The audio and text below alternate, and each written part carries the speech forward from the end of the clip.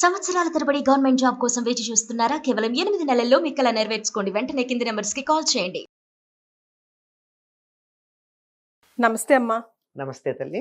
అమ్మ, దేవుళ్ళకి ఎందుకమ్మా ఇద్దరిద్దరు భార్యలు? నాకు ఇప్పుడు దేవుళ్ళకి అనగానే ముందు వినాయకుడే ఆది దేవుడు కాబట్టి ఆయనే గుర్తుకొస్తున్నాడు, సిద్ధి బుద్ధి అని.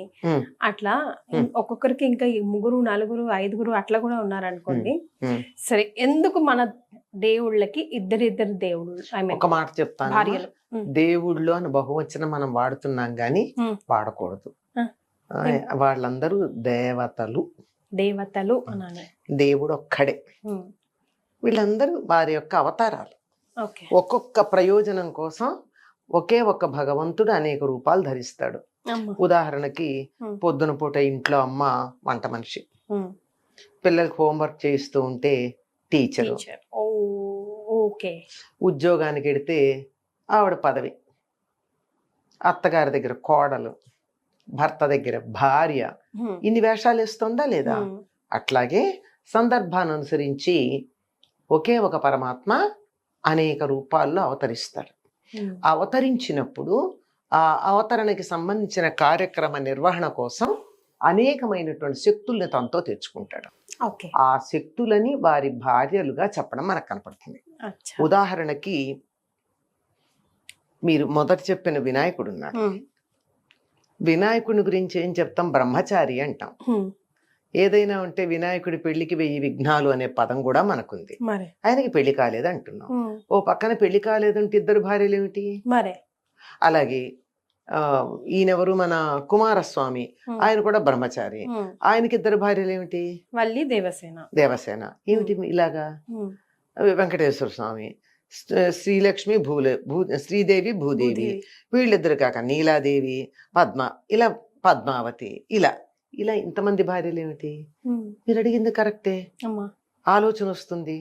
కానీ ఇవన్నీ ఒకే పరమాత్మగా దిగి వచ్చినప్పుడు వారికి ఉన్నటువంటి శక్తులు, ఈ శక్తుల మీద వాళ్ళకి ఆధిపత్యం కలిగి ఉన్నారు కనుక పతి అన్నారు.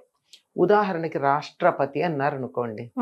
రాష్ట్రపతి అంటే రాష్ట్రం యొక్క భర్త కాదు కదా, అధికారి అని అర్థం.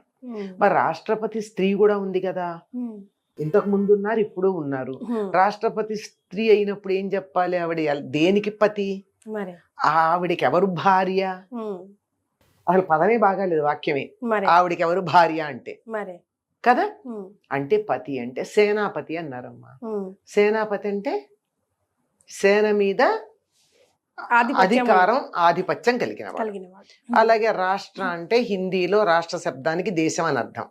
వాళ్ళు మనం రాష్ట్రాలు అనే దాన్ని రాజ్యం అంటారు, దేశాన్నేమో రాష్ట్రం అంటారు హిందీలో. అంతే కదా.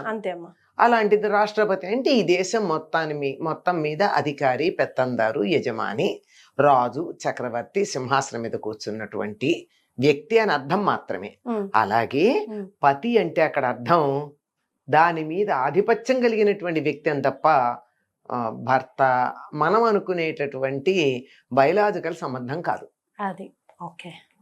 ఉదాహరణలు సరిపోయినా? సేనాపతి, రాష్ట్రపతి, దళపతి, ఇలాంటి పదాలు. ఆ విధంగా అర్థం చేసుకున్నప్పుడు వినాయకుడు అనబడేటటువంటి వాడు, మీరు వినాయకుడు ఉదాహరణ ఇచ్చారు కనుక చెప్తున్నా. వినాయకుడు అనేటటువంటి ఆయన మన శరీరంలో ఉండేటటువంటి కుండలిని శక్తికి మూలాధారంలో ఉంటూ దానికి కాపలా ఉండేటటువంటి ఆయన. ఆ శక్తి మనకి ఉపయోగపడాలంటే 2 కావాలి. ఏమిటి? ఒక సిద్ధి కావాలి, ఒకటి బుద్ధి కావాలి.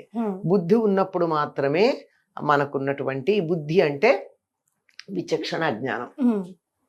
మనకున్న ఇంత మ్యాటర్ని తీసుకుని ఇందులో ఇది మనకి పనికొస్తుంది, ఇది పనికిరాదు అని చెప్పి వేరు చేసి పనికొచ్చేదాన్ని తీసుకునేటటువంటి దాన్ని బుద్ధి అంటారు, విజ్డమ్ అంటారు.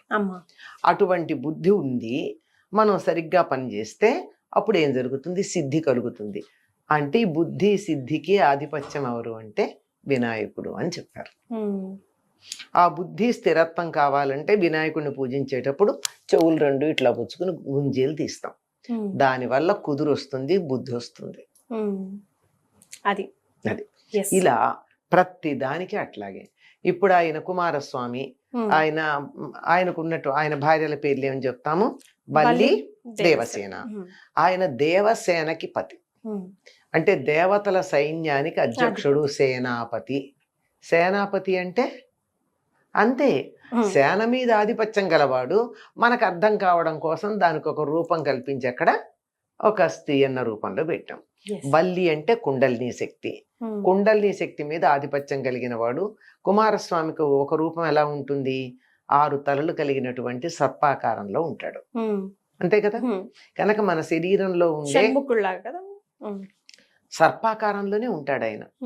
మీరు చూడండి చాలా చోట్ల కుమారస్వామి సర్పాకారంలో ఉండడం. దేనికి అంటే మన శరీరంలో ఉండే కుండలిని.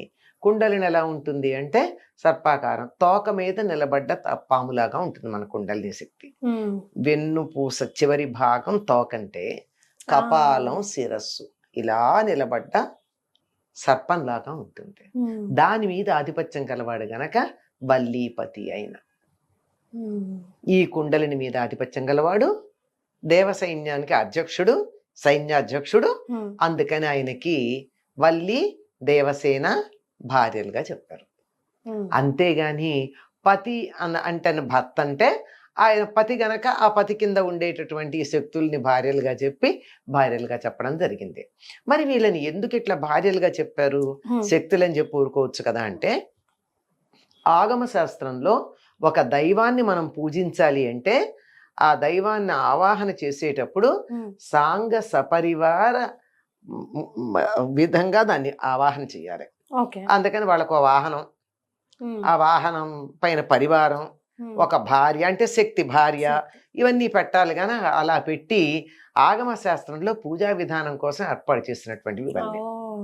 అంతే తప్ప నిజానికి వాళ్ళు మనలాగా మనుషులు గారు, మనలాగా పాంచభౌతిక శరీరాల వాళ్ళవి, పుట్టుక చావు ఉన్నటువంటి శరీరాల, భూమి మీద ఉన్నటువంటి భూ పదార్థంతో తయారు చేసిన శరీరాల కావు కదా.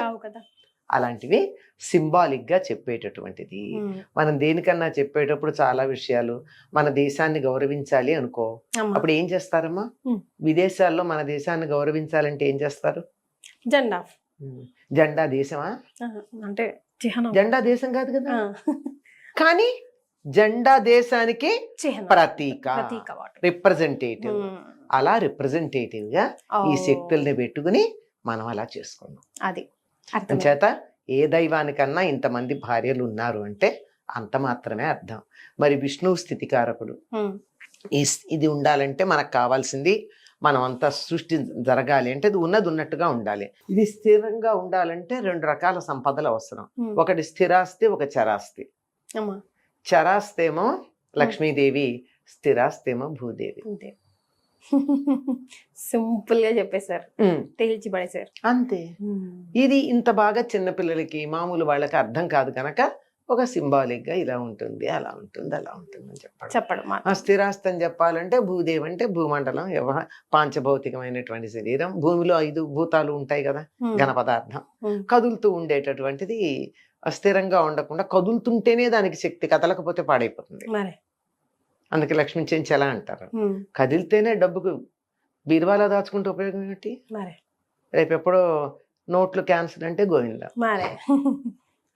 అంచేత ఇవన్నీ ఇట్లా ఇది సింబాలిక్ గా చెప్పుకునేవమ్మా, ఇవన్నీ కూడా అంతే. చాలా సంతోషం అమ్మా, ధన్యవాదాలు.